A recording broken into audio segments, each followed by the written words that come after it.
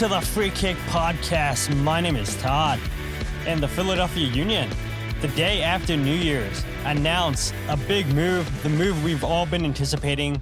That is the fourth head coach in Philadelphia Union history, announcing Bradley Carnell, the former St. Louis City manager and New York Red Bulls interim manager. And like we've done now 6-7 weeks in a row, episodes in a row, we always bring on good friend of the show, Jose Nunez, even though this might be the last time Jose's ever on the show because we got a star in the house. I mean, Mr. Sirius XM himself, and say goodbye to the little guys like myself, but nonetheless, Jose, welcome back.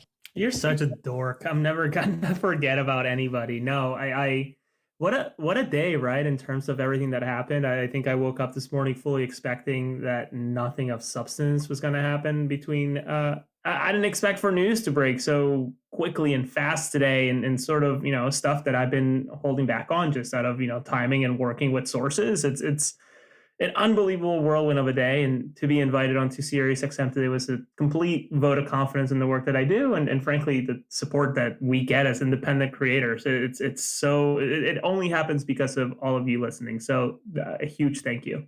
Yeah, absolutely. And like we kid aside, but yeah, it's a huge honor to see you go on Sirius XM, and I'm super excited that they reached out to you and just get your thoughts on, Bradley Carnell and just the state of the club. And we've been saying that, right, the last couple of weeks, whether it be on this show or AAT Sports, that this was going to be a busy offseason. I don't know if people believed us or not. Maybe they did. I mean, I think, outside looking in, you would say, yeah, this is a big task for Ernst Tanner and the rest of that front office to get this one right. Yes, it starts with getting a manager, but it also, and you go ahead and look, you got to replace some players. You got to go ahead and, do you bring back Jack Elliott? Do you bring back Alejandro Bedoya? Do you bring back Leon Flock? And the answer to a lot of those questions was no.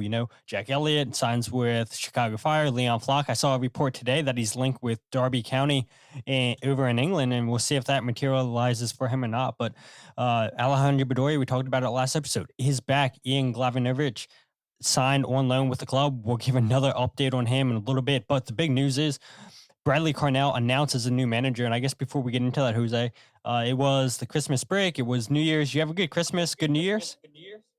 I sure did. And I'm sorry if my microphone's picking up all types of noise. Right now I'm on holiday out in South Carolina / Atlanta. So I got family running around with my wife and whatnot, but it was great. It was really, really good, and just eager to get back in the saddle. And obviously, as we mentioned last week, it's not going to slow down. And frankly, I don't think it's going to anytime soon. I think from here on out, it's just sort of a crescendo into the season because they go to Spain very, very soon. So yeah, it was a great holiday. How about yourself? It was good. Well, for the most part, right? I mean, being sick for a whole week. I mean, it went through my mom, sister, dad, and then myself finally. And it's like, man, day two and three, it just felt like I was dying. It's like, please just take me out of my misery. And you and I were talking. We were like, we knew the announcement was coming, and you kept telling me, yeah, it's going to come after the holiday break. And I'm like, yeah, I probably should get something pre-written for Bradley Carnell. And long and behold, I did not. And I'll probably get a little article written up tomorrow. But I should have taken Jose's advice that, look, once the holiday season's done, we'll go ahead and get something written. I did not. But we're doing a podcast. You guys listen to the podcast more than you guys read any of the stuff that I do. But regardless, like Jose said, it's because of you guys that we do this. We cover this team. A lot of independent journalists covering this team. And yeah, I know a snarky comment on social media that there wasn't a ton of media in the room, but let's face it, most of the people covering this team are independent reporters. And I think the club realizes that. And I don't think, or I hope the club doesn't take that for granted. And I've said it so many times on the show, and you, Jose, talking with people around the league. I mean, the Union have something special with all the independent reporters. I go out to Colorado, we go up to New York Red Bulls, and there's just not a lot of local guys covering. And I think a lot of those teams would kill for what the Philadelphia Union have. But regardless, let's go ahead and talk about the news. Bradley Carnell announced as the new manager of Philadelphia Union, the former St. Louis manager, New York Red Bulls interim manager, and a lot of mixed emotions about this hire on social media, and a lot of good quotes, I think, from both Bradley and Ernst today. And yeah, a lot of comments Ernst, doubled down on what he said with him and Jay Sugarman once they fired Jim Curtin. Then when Ernst Tanner had his end of the season press conference, and that word was development. We're going to develop, and that was a huge philosophy. And Ernst Tanner talks about, yeah, that was the biggest thing that we wanted. We wanted somebody that's good with the young players. We want somebody that can communicate with them, and that's exactly what Ernst Tanner said to pretty much start the press conference this Thursday afternoon.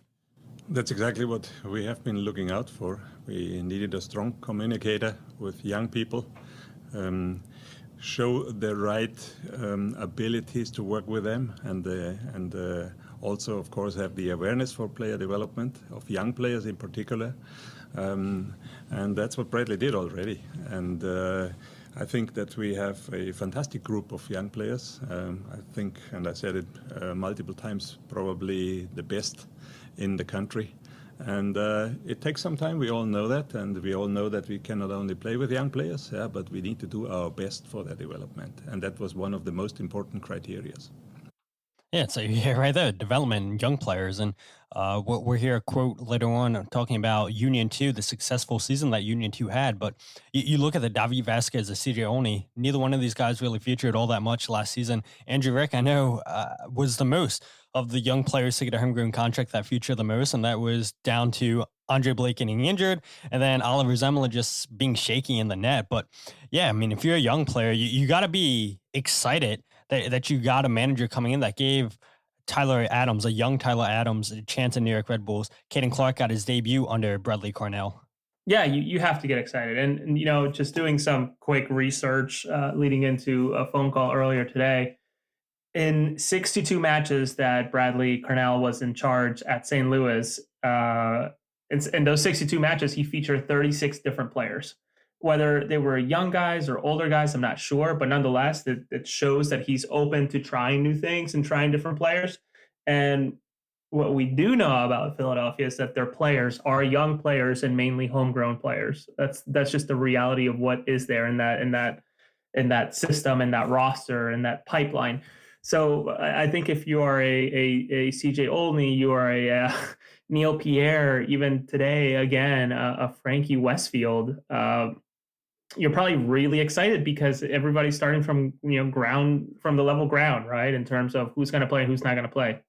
Sure, are there players who are more experienced and higher up the pecking order? Absolutely. And have they cemented themselves as starter? Yes. And I would say someone like Kai Wagner, you're not going to dethrone him unless something serious happens. But if you look across the midfield, even the center backs and the right side, maybe even the right side, considering Nate has been good, but obviously he maybe need another positions as the year goes on. It'll be really interesting to see who gets the nod from Bradley. And Bradley was very open to Todd about wanting competition within the squad, which is maybe something something that maybe felt a little lost. If you weren't one of Jim's guys, maybe you weren't it. I have no inside information on that. That's just sort of, me speculating and looking in. But this is interesting. And maybe it's, again, me being a half full type of person, but the change will be interesting. Whether it's good or bad is yet to be seen, but at least something is changing. And I think even Ernst today sort of cited the results weren't there. That's why we had to make a change. So a fascinating press conference that I think we can dissect in 17, 18 different ways, honestly. Yeah, again, I mean, it goes back to the development comments, and Bradley made a comment saying that, look, you can still develop as an old player. He said, look, everybody in this room, we're still learning, we're still growing. It's like we're not know-it-alls. We don't know everything there is to know about the game of soccer. We're still growing as individual people, trying to become the very best we can at our job. And I do get a sense of, okay, this is, going to be all hands on deck. And like you said, whether you're a Oluwatu Makanya, who's yet to feature for this team, whether you're a Jeremy Raffanello, where you saw limited minutes, Jesus Bueno, who saw limited minutes last season, everything's on the table. And when these players come into preseason in Florida, in Spain, these guys are going to give it their all. Nobody's locked in, I would imagine, other than a Kai Wagner, an Andre Blake, 1 or 2 year strikers, and Mikel Ty Baribo. Daniel Gazak's probably locked in, but I think everything else, for the most part, is up for grabs. It's like, if you impress enough in preseason, Bradley Carnell is going to give you a chance. You gave the number. You said 62, 63 players were given a chance to play with St. Louis? 36 in sorry. 62 matches. In 62. I knew there was a 60-something in there. Yeah, and that's a lot of players to be given a chance. And you read some of the fans in St. Louis, they said that's what did Bradley Carnell in, is that, a lot of chances tinkering with the lineup. There was not that solid lineup choice where we could predict every single game pretty much what Jim Curtin was going to go with. It's like, yeah, nothing surprises us at this point. And maybe that was part of the reason of Bradley's downfall down in St. Louis. But again, if you're a player on this roster who's not really been given much chance over the last couple of years, you come into this preseason with a lot of hope, a lot of expectations that, hey, look, if I do well enough, I'm going to be given a chance. And we'll see what players step up. We'll see what players, falter to that. But, regardless, if you're a player that wants to make your mark, Bradley Carnell is definitely going to give you that chance. One other thing that I want to play from Ernst Tanner, and then we'll go into Bradley Carnell's philosophy, if that's okay with you. Ernst Tanner starts talking about, when things were going good for the club, nobody's complaining. And I think that was a little bit of a shot fired at the players. A lot of players were vocal talking to you after games. Jose saying, hey, look, we need this, we need that. The young players aren't ready. We've heard, a little bit of frustration from Jim Curtin in the past with ownership not spending. And yeah, Ernst Tanner kind of takes a shot fired at the players and the old regime. When things weren't going good, everybody starts complaining. I talked to Ale but about different things. But to be honest, the coach's selection is in the discretion of ownership and the sporting director. And we will do the right things. That's clear to me. And it's not about the development of only young people and about only playing with young people. Everybody in our system needs to earn his spot. That's how it is. But at the same time, if you want to be a winning team, you need to develop something before you can win. And, as long as we have been cohesive and successful, nobody was complaining about anything. And once we started to play more as an individual and we lost cohesion, then we all of a sudden were not winning again. And that shows us exactly where we need to get back to. Yeah, that was shots fired. I mean, I think that was something that caught me a little bit by surprise. That Ernst Tanner was taking nobody. Everybody was getting thrown under the bus with Ernst Tanner there. There was nobody safe. And it got me thinking. It's like, did I see individual play personally? And yeah, I mean, at times, you would see maybe a couple times where guys would dribble when they would pass, but even even Jim Curtin would call that out, say, look, there was times where we should have passed and we dribbled too many times. We should have taken a shot and we took an extra pass. And, I think that was just players, things not going the way, especially towards the end of the season where they needed to get 3 points. And with all the injuries that mounted up, all the 1-goal losses, sometimes players try to take games in their own hand. And that isn't what we saw in years prior with this club where, they would, press, win the ball back, and now you go in transition and, score a scrappy goal. But when things became dire last year, yeah, you did, I think, see a little bit of individual play that we weren't used to seeing with this team. But yeah, I was a little bit surprised that Ernst Tanner threw, so many players or the players under the bus there with that comment. To me, it sort of sounded like a signal across the bow of this is my franchise, right? This is my project now, and I'm going to shape it. I'm not going to come in and have a head coach already in place and have all these other staff members. This is, I think, a way for Ernst to signal this is going to be different. And if you want in, great. If you don't, we can figure out a way to have you exit. And I think that's as much as it may hurt to hear, et cetera, but I think it's also, sort of needed, right? To have somebody who's blunt enough to be able to say just that, right? If you don't want in, that's fine. But I need people who want to buy it into what I'm building and what I'm building with Bradley and what I'm building with gosh, even the Chris Zitterbarts of the world, right? Because he came in after, after Ernst, while Ernst has been here in direct power, and the John Shears of the world, who sort of blend the two worlds, the pre and the post, Ernst Tanner. So it's really interesting to sort of hear him say this. And I guess the only player safe is Jeremy Raffanella, because I think he's the one who declined to comment that one time. He's like, I'm just going to take the homegrown card and not comment on anything about, needs, etc., spending, whatever. So I do appreciate it, but also see how this could have ruffled some feathers. And God, to be a fly on the wall in the conversation between Ernst Tanner and Alejandro Bedoya about coaching selection, and exactly what Ernst just said, which I'm assuming is probably very close to what he said to Alejandro, where coaching decisions are actually down to ownership and the sporting director, would have been just a fascinating conversation here.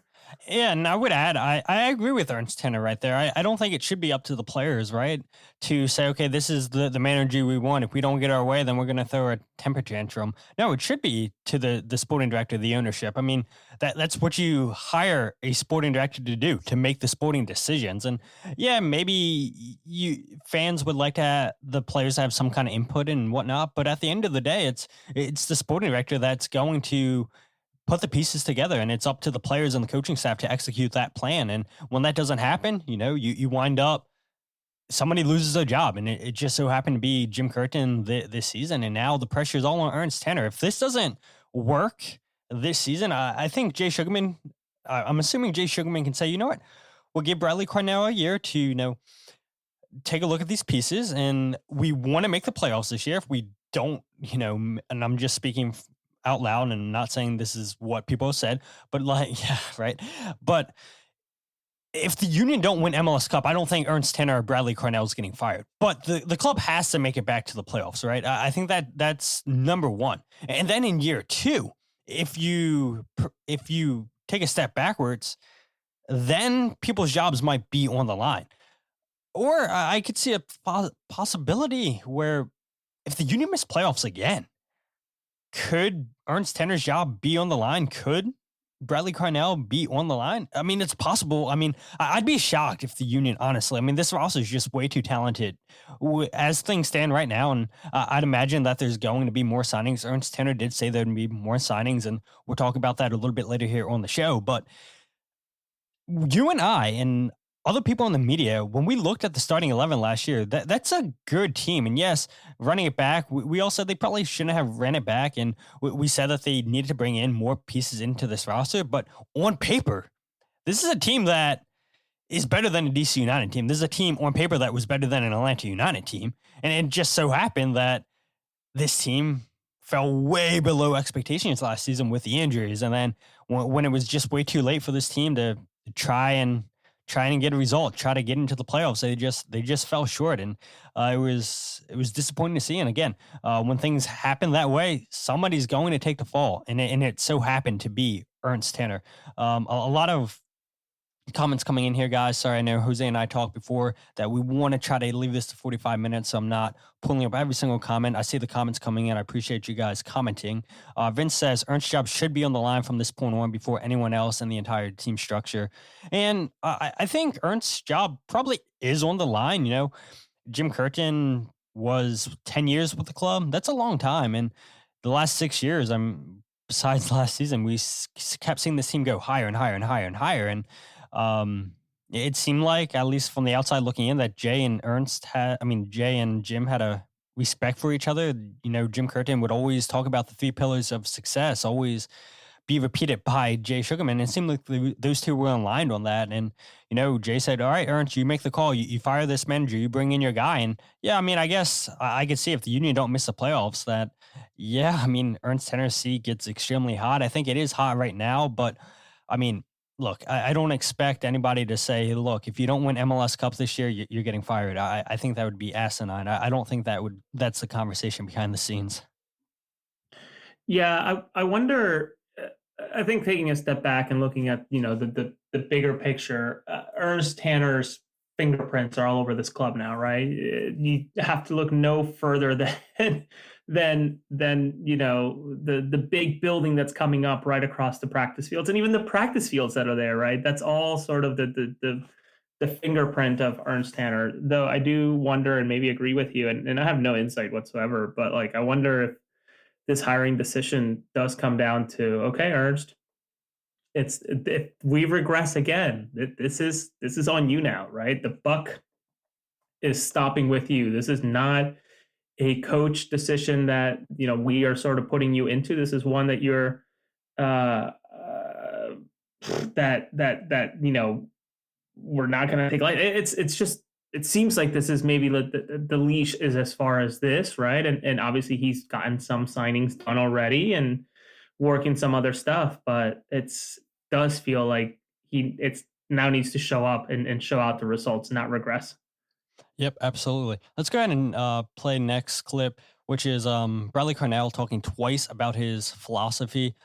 First, we start with, he had a weird line there, which I feel like we're going to hear a lot of for this upcoming season, where he said 60-30-10 method.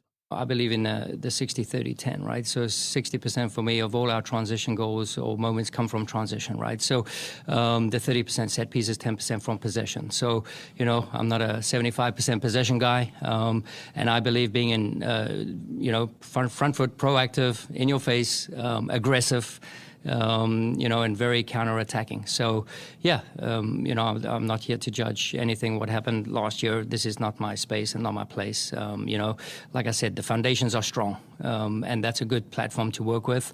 And now it's just about sharpening and filing and coming in there with a lot of the work done, and who I am and how I'm built and what I believe in and how development should look like. I feel this is a perfect fit, and we've spoken about it. We've been in touch for many years, even in Germany, and I think there are very, very common synergies there, and we synchronized in those ideas. And now my plan is to get the players synchronized on the field. Yeah, and before that too, Ernst Tanner was talking about Bradley Carnell's Bundesliga playing days. I'm like, yeah, this sounds like Ernst is a little bit crushing on Bradley's playing days here, just talking about, playing for big clubs, just a little bit, right? Just a little bit. And he said, I hope that, his good traits he had as a player, he can do it just as well as a manager. And so it's like, okay, Ernst, you're putting a little bit of pressure on Bradley right there. Like, you're a good player. Now let's be a better manager. But I thought it was interesting there where Bradley said 60% of our goals have to come from transition. And this goes back to the 2019-2020 Philadelphia Union, where it was, we're going to wear you down with our pressing, nonstop pressing. And Brendan Aronson, Jameer Montero, two players that were huge parts of that. And I do believe the Union actually have one player on this roster that's going to be key for that type of football, and Danley John Jock. I think Leon Flock could have been a player that would have thrived in just quick transition, where the Union the last couple of years went to a little bit more possession. And I know last year was kind of dictated because the Union were down so much, and so teams were going to force them to have the ball. And the other part of that is Jack McGlynn. Jim Curtin tried so hard to make him the playmaker of this squad. I mean, it was between him and Kai Wagner every single game with the most touches. And, you looking at it, it makes sense. You get your best players on the ball that have the best passing attributes. And I think Jack McGlynn had a great season last year with Union, scored a couple goals, a lot of line splitting passes. But I look at him, how does he fit into a nonstop from first minute to the last minute pressing? Can he fit into this? And I do wonder what the future holds for Jack McGlynn. I think he's a talented player, and I think, he'll put in the work in the offseason. And he's done that ever since he became a pro player. I'm not questioning his work rate and trying to get better, but we all know that Jack McGlynn's best skill set is his passing. And when you want nonstop pressing from the top of the box back to your own box, I think he's going to struggle with that a little bit. Yeah, this 60-30-10 comment from Bradley had my head sort of like, all right, well, we're being that open about what the team's going to do. So, okay, the book's out already and really isn't all that different from what had been done prior. And I also share the same sentiment as you, Todd, right? This hire, and I see Vince sort of leading to it, would have benefited Leon Flock immensely. Leon would have been potentially a through and through starter, considering how much ground he covers, how hard he plays smash mouth football, and how quickly he presses, and if there was a way to play, imagine a way to play Danley and Flock at the same time in this type of style of football, and how much ground they would cover, how quickly they would seize the ball and hopefully release it to forwards like Tiber Rebo and other folks. It would have been incredible to see, but obviously that isn't the case as he's potentially making a move. I do wonder what the rest of the pickups look like and the exits, right? And you mentioned it again, Jack McGlynn, does he make sense for this type of style? I like to think that any coach would see Jack McGlynn and figure out a way to pluck him in and make him work, even if it's difficult for the overall plan. He's just that talented in that left foot and really, really bright as well in terms of what he can see that others can't ahead of time. So I hope that Jack stays, but I could also see a world where, he sees or reads or is informed of this move and in terms of Bradley Carnell coming in and sees this press conference and maybe thinks, maybe I need to reconsider. Maybe I need to talk to my agent, that type of thing. Who knows what's going on through that family's head? And I wish him well, and I hope it's with the Philadelphia Union, because again, to what we experienced this summer as press and what fans experienced this summer in terms of being able to cheer and support two Union players, never mind the other ones. Paxton as well, who had Union connections there in the Olympics. It's an unbelievable feat that the Philadelphia Union were able to put together. So we'll see what happens with Jack and wish him the best. Spain's coming up very, very quickly. Yeah, it is, and I think every player, like I said at the beginning, is going to get a chance to impress. And as you were talking about Jack McGlynn there, I'm thinking, okay, what about playing as a 10? But I don't know. I mean, you look at how those Red Bull teams played, how this Philadelphia Union played in 2019, 2020. Brendan Aronson, Jamiro Montero, those guys are pressing so hard at the 10 position.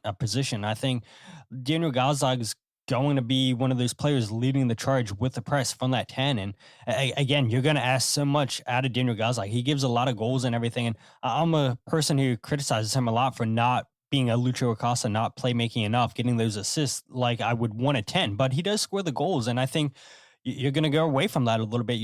Let's not get as many goals like you got in the past with in that 10 position. Let's go ahead and start the press from that 10. Kevin Kincaid, I'm assuming, chimes in here. Philadelphia Red Bulls. He's right. He's spot on there. And he had a fantastic article later, and he says, wrong account. Yeah, we know it's you, Kevin. But yeah, I mean, Kevin Kincaid's not wrong. This is the Philadelphia Union Red Bulls, and it was mentioned so many times, the traits of those past there we go. Thank you, Kevin. Those past New York Red Bull teams.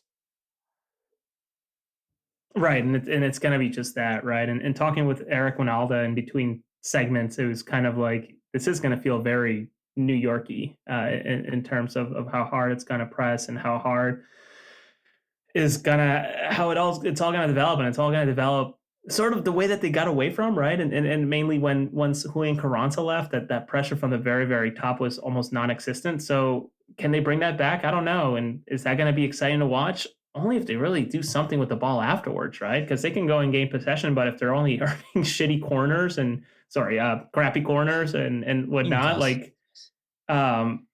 it's not going to be that exciting. But if they're able to do what they did in 2022 in terms of gaining possession high up the field and doing something with it, then yeah, of course it'll be exciting and no one will think twice about it. But if the results and the poor defending continues as it was last year, despite getting the ball up top, it's going to be very, very tough. I'm really intrigued on how Bradley Carnell, who I'm guessing has very little say. Again, I have no insight onto the signings, considering how late he's coming into the process and into the window. It'll be fascinating to see. All right, last thing we'll play is Bradley again talking about more of his philosophy. Yeah, people is the core of my philosophy, right? Working with people, developing players, this is the core of my philosophy. And, I feel it's my duty here. It's what I do. I'm not here to coach for me. I'm not here to, for sure, I enjoy the success that comes with it. But, for me, when I see players succeeding, this is the most exciting thing to happen. When I see a player get promoted through the ranks, as I was once, right? So I was a 16-year-old too, playing in the pro ranks in South Africa, and somebody gave a chance, somebody gave a shot at me. So, I'm all for that, and I'm excited about Kevin's development, as well as developing some other youngsters here in camp. So yeah, I'm excited about that whole process. And like I said, people are the core of my philosophy. So it is good to hear, because we all know that Jim Curtin's best attribute was being a player's coach, and every single player loved playing for Jim Curtin, and he always had the backs of his players. And so to hear Bradley Carnell come out and say, "Hey, look, people, I care about people and developing players." And again, we talked about it earlier in the show, Jose, where if you're a young player on this roster, or if you're a player who hasn't got much of a chance the last couple seasons, here's Bradley Carnell doubling down on that, saying, "Hey, look, I'm going to give you a chance." And it's not just Kevin Sullivan; it's the Davi Vasquez's, the CJ Olney's, the we'll talk about that later. I was about to name drop another player, but sorry, Jose. I know you're dying. I know you're dying. But again, I mean, just everybody on this roster is going to have a chance come preseason. And again, I don't want to repeat myself, and we keep getting more and more people in here, and so maybe I should repeat myself. But yeah, if you're a young player, if you're a player in general who hasn't got much of a chance, well, it's positive words to hear from Bradley Carnell. Yeah, if you're the player or the agent of a player who's super young on this roster, and you've been worried about opportunities, or whether or not an extension makes sense, et cetera, this is probably a good first impression, right? In terms of I want to develop players, and are they just talking words, maybe, or pieces of commentary on that make you look good, et cetera? Sure, whatever. But if he is true to his word in terms of 36 different players in 62 matches, which is sort of unreal for a manager. I have it listed here. Curtin had 127 in his 10 years, by the way, according to Transfer Market. So it's obviously a very impressive rate, considering he was there for a season and a half, maybe, right? It was, he was there for as they were preparing. But yeah, it'll be intriguing to see how they approach the players that are coming in, have been there. And I know for a fact that the league has probably had some concern in terms of how this new manager is going to approach Kevin Sullivan, because he is an absolute cheat code when it comes to engagement on social media and all the rest. So I wish him well. I don't know what the right steps are. I don't think any of us do. But what we do know is that it's a ticking clock with Kevin Sullivan in terms of his eventual transfer to Manchester City, which he was at for the Manchester Derby, witnessing in person with his brother Quinn. So U.S. Soccer, I wonder what they're doing with the Sullivans. I wonder what the promises are in terms of that too. So a lot of moving pieces, and Bradley's going to be at the cornerstone of it.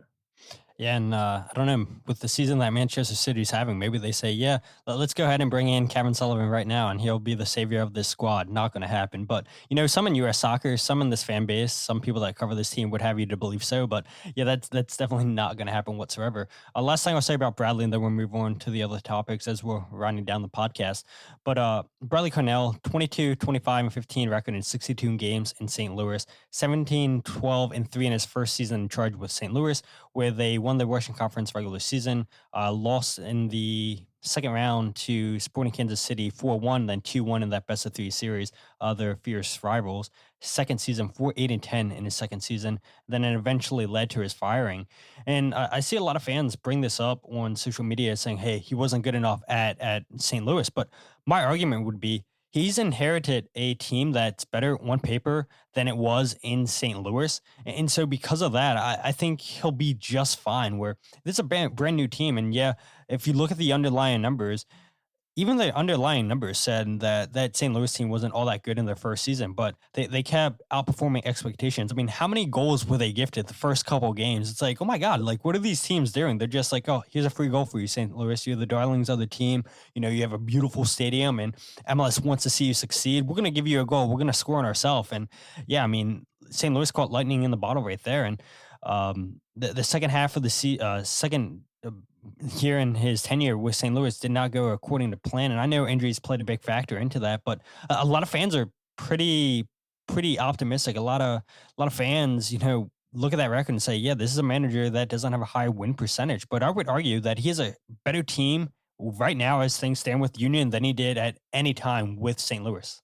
I would wholeheartedly agree. I think he has a way better roster to work with than he did in St. Louis, and it really comes down to the freedom that he may or may not have, and how he takes advantage of a potentially even lighter schedule, depending on actually absolutely a lighter schedule than last year because there's no CONCACAF Champions Cup for them. Sounds like no Leagues Cup. So is it just the league and US Open Cup? I think he can work wonders with just two competitions in a first year versus being thrown into into a ton of competitions all at once. Imagine a world, Todd, and I know we're trying to move on, but imagine a world where Bradley Carnell comes into this job and having to prepare for a Club World Cup over the summer. Yeah.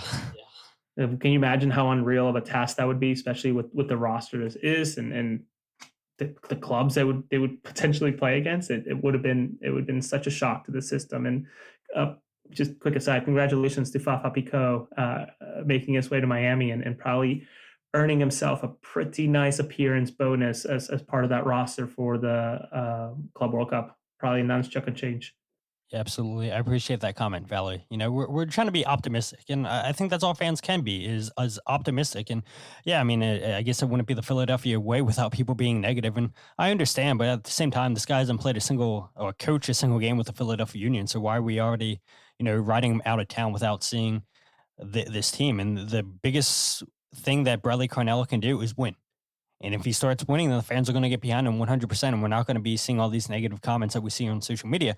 But I'm going to shut up for the rest of the show and make this the Jose Nunez show, because everything else that we talk about is stuff that Jose's broke the last couple of days. It's been a whirlwind of the last couple of days, last couple of weeks for you, right? Chasing so much information and just seeing how you process things and how you work. And it's like, oh my God, your story is getting bigger and bigger and bigger. And it's like, oh, by the way, this is happening. This is happening. It's like, Jesus, like, let this man sleep. But I guess the news never stops. And so that is the Union 2 coaching shakeup, which is Ryan Richter. Jose, you reported this, I feel like, a year ago, is becoming the Philadelphia Union 2 head coach. Ross Cain is keeping his role as goalkeeper coach with Union.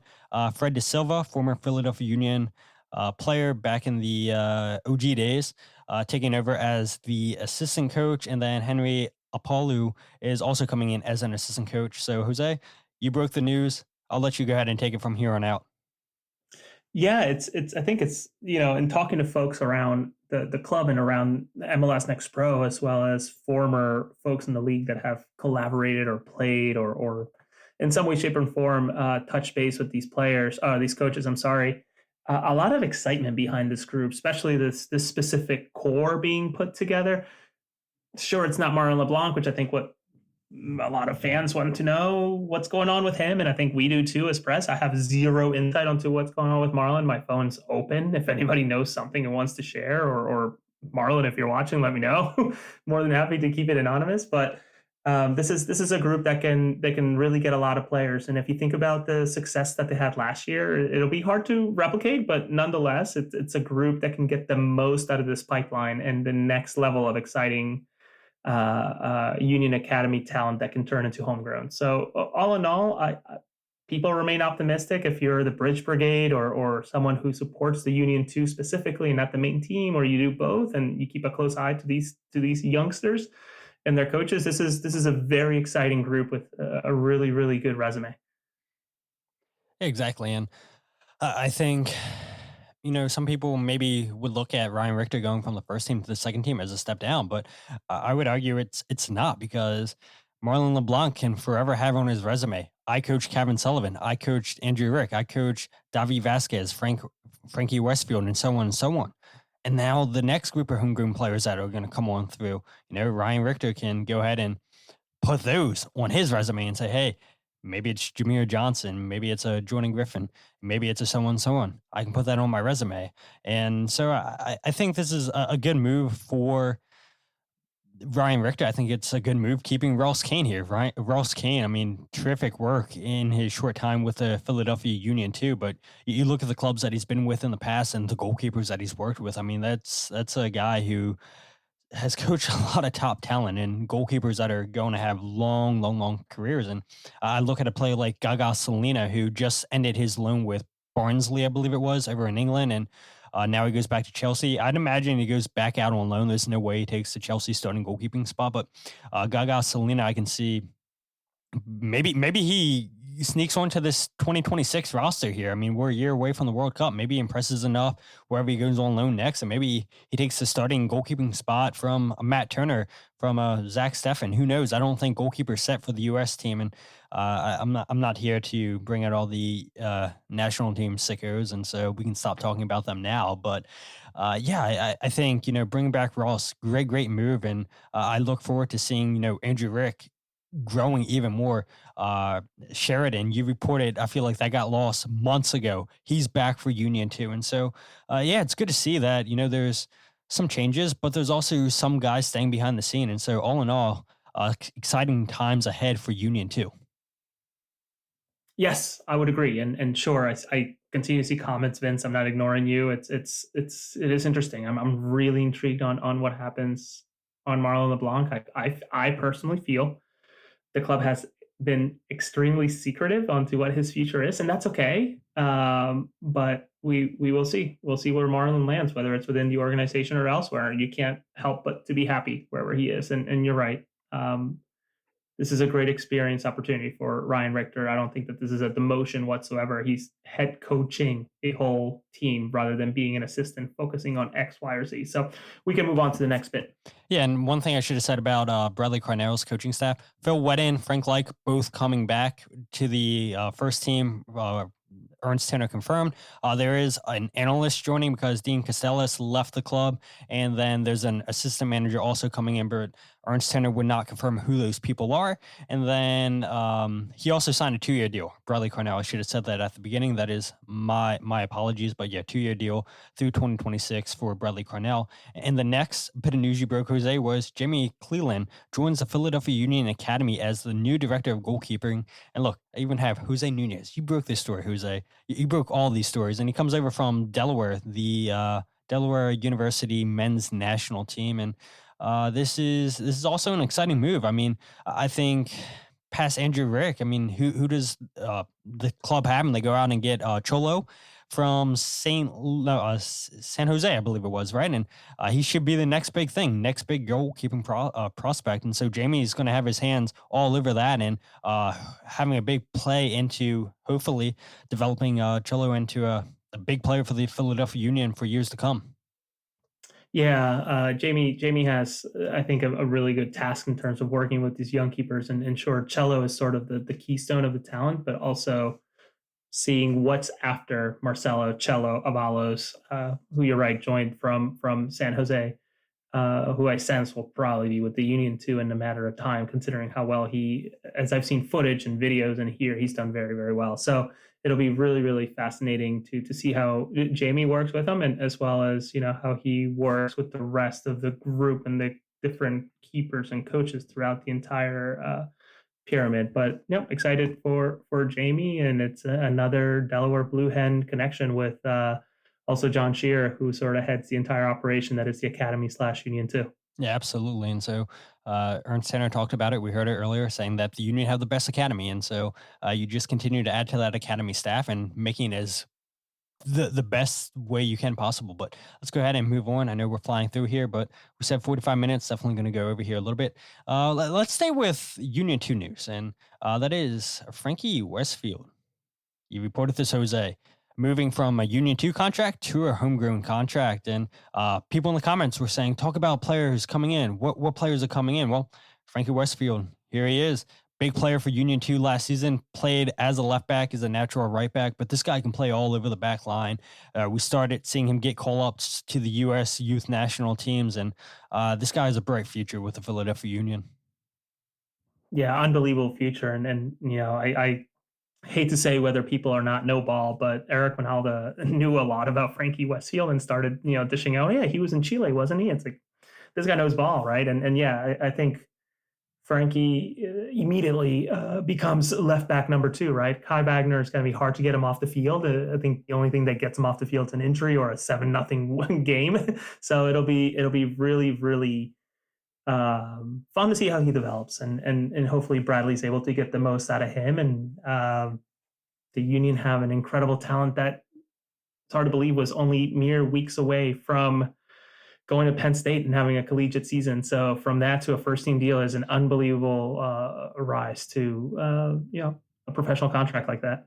Yeah, and Sexy Hoagie, I mean, talked about, wanting new players are going to follow, right? And yeah, I'd imagine. I mean, Ernst Tanner sent more players, and so Neil Pierre, it's only a matter of time before the club announce that. Maybe tomorrow they announce it. I don't know. Neil Pierre, Frankie Westfield, and I'd imagine there'd be a couple more players coming in to the Philadelphia Union. But regardless, Ernst Tanner talks about, having the best academy in the country, and you reward those players with homegrown contracts. And this won't be the end. We'll keep seeing more and more. And I know I saw the negative comments saying, "Oh, we're gonna have our whole starting 11 of homegrown players," and we don't want that. That's not going to lead to success. But look, it's a business at the end of the day, and yeah, you can look at all the hype that this player has coming through the academy, but that hype doesn't mean anything until they start playing game. That's how you start growing their value, and it's a business at the end of the day. And I know fans get pissed that the Union sell, the Aronson brothers, Kevin Sullivan eventually gets sold, but all clubs in the world do that, right? And it's just a rinse and repeat. And yeah, it sucks that some of your favorite players won't stay around here forever, but at the end of the day, you got to get money for them and keep reinvesting that into the squad. And we'll see what the Union do in terms of what homegrown players are sold next. But one thing we know, Frankie Westfield, Union 2, it's a homegrown contract. I was going to say, reportedly, let's just be, sources tell me. The club has not nothing announced official anything. from the club, right? Yeah.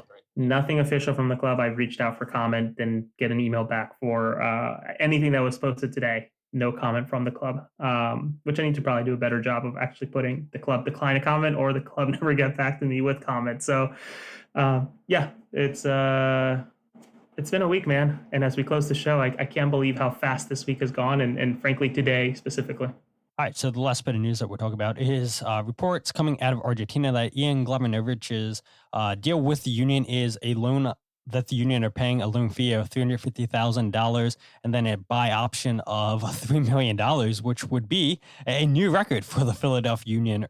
Mikhail Ura holds that record at $2.8 million, now 2.6 because of inflation and all that. Yay. But $3 million, a lot of money for a center back. And supposedly going off a transfer market, it says that he's out of contract after the end of the season. And a lot of fans would say, well, why would the Union pay $3 million for a player that you could get on free after the end of the season? And my argument to that would be there's no guarantee that he resigns with the Philadelphia Union. So at least you have the option to pick him up instead of him going and choosing where he goes to next.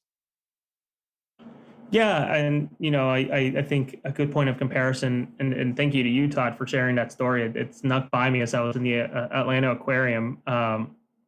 Is that this figure would surpass Mikel Ula even if adjusted for inflation. So yeah, there's no say whether or not Ian would even be interested in signing with the Union as a free agent. If anything, this gives some leverage of, if he has a great first 6 months, they can go ahead and just capture his signature right there and work with him and having something that's, agreeable. Obviously, you don't want to hold a player against their will, but this is, to me, exciting. I think 9 years at Newell's Old Boys, both as an academy player and then eventually and gradually making your way up to the very, very top of the Argentine league is very impressive. And I will say it once again, if Vasco da Gama in Brazil was interested in you, you are probably pretty damn talented. So the Union luck out from a deal that went sideways at the very, very last minute. And if it doesn't work out, well, you're not obligated to pick up that buy option. So it's a win-win for everybody involved. And we'll see how Ian plays on the field. And hopefully for the Union's sake, for the fans' sake, he kicks the ground running. I know I saw his Instagram today that he's back in Argentina. And he said with Sage Hurley that one of his favorite things to do is fishing. And yeah, he was fishing in his Instagram story, caught a fish. And it's like, damn. Like the Union a couple years ago did a story or a video with Cole Turner, shout out to the Churchville, Maryland native, of him fishing in the Susquehanna. And I was like, oh my God, they definitely should have invited me out there to go fishing with this guy. And I saw him a couple years ago with Jacob Glesnes, Kai Wagner, and I forget who else, maybe Joe Bendick. And they were all out on Cole's boat just fishing away. I'm like, damn, dude, like those guys look like such great people just to hang around with and fish with. And maybe the Union can do a bit with Ian and get him into the Delaware River and see what he can pull out of there. But comments coming in. So, Jose, did you see the whole the whale sharks at the Atlanta Aquarium? Fantastic aquarium. If you guys haven't been, love that aquarium. Yeah, an unbelievable experience. That was so much fun, even if it was in the middle of the madness of the Peach Bowl that I got myself entangled with. Absolutely. A lot of great comments, guys. Appreciating it. Ren Rocky 41. Thanks for the news and scoops. Keep up the great works, fella. Hey, appreciate that. I'm not the one with the scoops. That's Jose. But yeah, I do think we both do good works. We work well together. So I appreciate you guys tuning in. Ian, Valerie says, looks good. See, yeah, he does look good as a player, hopefully, and as a person, people say. So looks like a good fisherman from, the catch you posted. But Jose, thank you as always for joining the show. Where can people find you on social media? You all can find me at Jose R. Nunez 91 on Twitter. I also post on Reddit occasionally. I really need to get back and doing more on Substack. It's been just difficult to get the time during the holiday break, but I'll probably do a recap message or post on Substack for everything that was these last 24, 48 hours. And I think my phone went off a little bit ago. I think there's more coming in terms of stuff, not necessarily like immediately Union related, but there's certainly a lot of stuff percolating. So again, as I said at the top of the show, it's been an unbelievable 2024. Now that we're in 2025, it started off with a really cool experience of being on Sirius XM.